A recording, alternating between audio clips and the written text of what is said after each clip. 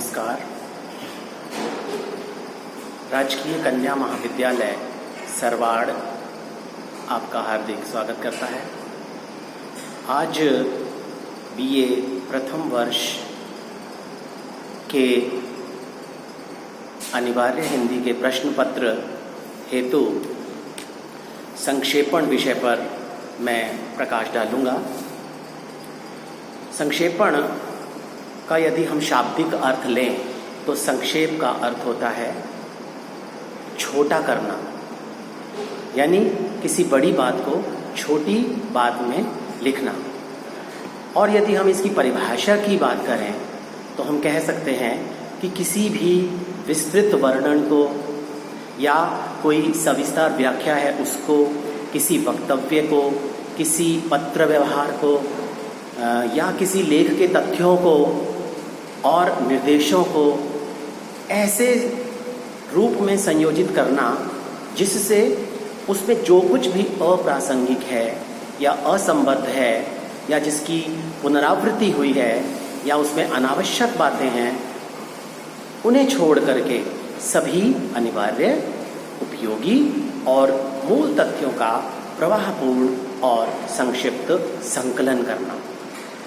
तो मुख्य रूप से यही कहा जा सकता है कि संक्षेपण में मूल जो तत्व है वह विचार तत्व है और विचार तत्व को ग्रहण करते हुए बाकी जो कुछ भी जिसके रखने से मूल लेखक की कही हुई बात पर कोई असर न पड़े उसको छोड़ते हुए लगभग 1/3 भाग में या 1/3 शब्दों में सारे रूप में लिखना जो है वो संक्षेपण कहलाता है।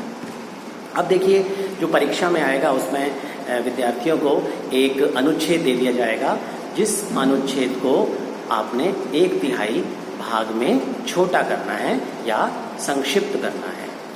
अब सबसे पहले मैं आपको इसकी विधि के बारे में बताऊंगा। यदि हम संक्षेपण की विधि की बात करें तो हम इसको 5 भागों में बांट सकते हैं।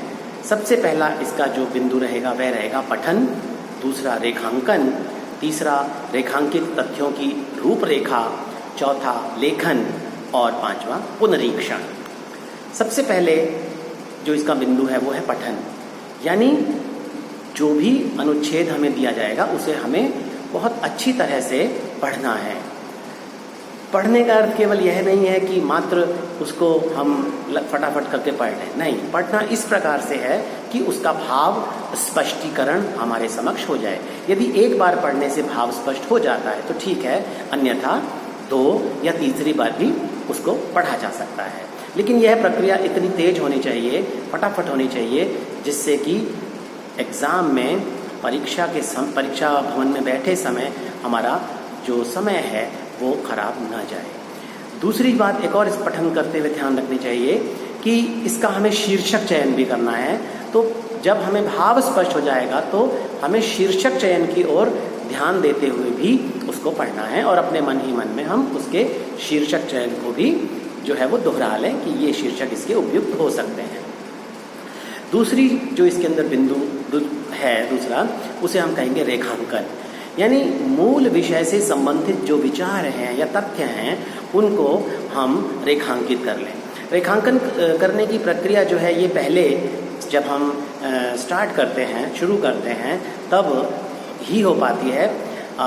बाद में जब काफ़ी सारी प्रैक्टिस हो जाती है तो उसकी आवश्यकता नहीं पड़ती, हम अपने मस्तिष्क में ही बिंदुओं को रेखांकित कर लेते हैं। तीसरा इसका है रेखांकित तथ्यों की रूपरेखा।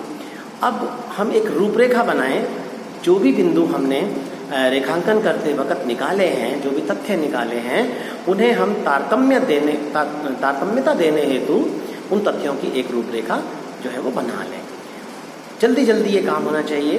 उसके बाद हम लेखन करेंगे। लेखन करते समय हमें कौन सी सावधानियां रखनी चाहिए और कौन सी बातों का त्याग करना चाहिए ये मैं थोड़ा बाद में बताऊंगा। लेकिन मुख्य रूप से यही है कि जो कुछ भी संक्षेपण के मूल लेखक ने हमें उसके अंदर जो विचार तत्व दिया है उस विचार तत्व को न छोड़ते हुए हमें मूल विचार को सहेजते हुए जो है वो लेखन करना है। और लेखन हो जाने के पश्चात एक बार हम पुनरीक्षण करेंगे। ये 5वां बिंदु है। पुनरीक्षण का अर्थ है पुनः जांच करना। जब हमने संक्षेपण कर लिया तो हम एक बार उसे पुनः पढ़ेंगे, ये पता लगाने के लिए कि हमने उसमें से कुछ किसी विचार को छोड़ तो नहीं दिया, या कोई बात ऐसी तो नहीं आ गई जो उसके अंदर नहीं थी और हमने अपनी तरफ से लिख दी, या उसकी शब्द सीमा आदि के संबंध में भी हम विचार कर सकते हैं। शब्द सीमा 1/3 भाग में ही होनी चाहिए, ये हमने आपको पहले ही बताया है। अब संक्षेपण करते समय जो हमें सावधानियां रखनी चाहिए, उसमें सबसे पहली तो शब्द सीमा की सावधानी है। शब्द सीमा 1/3 शब्दों से अधिक नहीं होनी चाहिए। 2, 4, 5 शब्द ऊपर नीचे हो सकते हैं।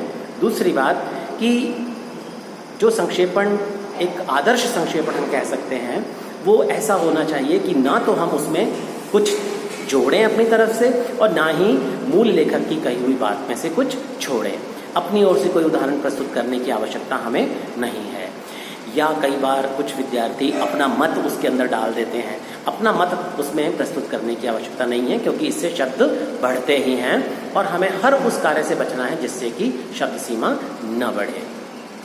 विचारों की पुनरुक्ति न करें। कई बार एक ही कही हुई बात को बार बार जो है वो लिख देते हैं शब्दों को बढ़ाने के लिए। ऐसा नहीं करना चाहिए। हाँ, क्रम बदल सकते हैं। जो मूल विचार पहले लेखक ने कहा है वो हम बाद में कर सकते हैं, बाद वाले को पहले ला सकते हैं। ठीक इसी प्रकार शैली जो है संक्षेपण की वो अलंकृत नहीं होनी चाहिए। एक सहज रूप में, सहज भाषा में हम उसे अपनी भाषा में लिखें। जो कुछ भी लेखक ने जिन शब्दों का प्रयोग किया है, जिस शैली का प्रयोग कराया, कोशिश करें कि उस शैली का या उन शब्दों का प्रयोग हम ना करें, हम उसे अपने अनुरूप ढालकर प्रयोग करें। मूल यानी कि जो मूल सामग्री की शब्दावली है उसका प्रयोग जहाँ तक हो सके ना करें, अपनी शब्दावली का प्रयोग करें। इसी में एक बात हम और कह सकते हैं कि वाक्यांश के बदले एक शब्द का प्रयोग करें, समास का प्रयोग करें, क्योंकि तभी हमारा जो संक्षेपण है वो उचित शब्दों में तैयार होगा। मूल सामग्री में आई हुई मुहावरे, कहावतें, कोई उद्धरण, कोई उदाहरण या जो ऐसी चीज़ हमें लगे अप्रासंगिक है उसको हम हटा दें। उसको हमें अपने संक्षेपण में रखने की आवश्यकता हमें नहीं है। लेखन हमारा अन्य पुरुष में ही होना चाहिए। उसकी जो वाक्य हैं वो कोशिश करें कि ऐसे बने जैसे कई वाक्यों की बात को हम एक ही वाक्य में कह दें। भाषा सरल हो, सहज हो, स्पष्ट हो। अगर हम इन सब बातों का ध्यान रखेंगे तो बहुत अच्छा संक्षेपण हमारा तैयार होगा। अब एक बात अन्य जो है, अंतिम बात जो शीर्षक चयन से संबंधित है, वो मैं आपको बताना चाहूँगा कि शीर्षक जो है वो संक्षिप्त होना चाहिए, छोटे से छोटा। यानी अगर एक शब्द का है, 2 का है, 3 का है तो बहुत है। ये नहीं कि पूरा वाक्य ही हमने संक्षेपण की शीर्षक के रूप में जो है वो बना दिया।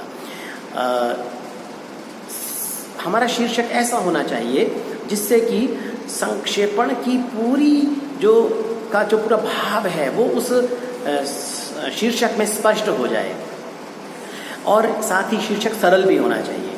शीर्षक ऐसे कोई इस शब्द को प्रयोग हम ना करें जो कि बहुत मुश्किल है, जो कि समझ ही ना पाए कोई। वो अपनी ओर आकर्षित करने वाला होना चाहिए। शीर्षक के अंदर यदि आकर्षण का भाव होगा तो पाठक उस शीर्षक को पढ़ते ही, उसे देखते ही उसके अंदर क्या लिखा है उसे पढ़ने की कोशिश करेगा। अगर अनाकर्षक होगा, शीर्षक में आकर्षण नहीं होगा तो कोई भी उसे पढ़ने की जहमत नहीं उठाएगा। तो इस प्रकार से हम संक्षेपण कर सकते हैं। संक्षेपण एक ऐसी प्रक्रिया है, हम इसको जितना अधिक इसका अभ्यास करेंगे उतना अधिक अच्छे से हम इसे कर पाएंगे, जल्दी से हम उसे कर पाएंगे और परीक्षा में अच्छे अंक प्राप्त कर सकेंगे। धन्यवाद।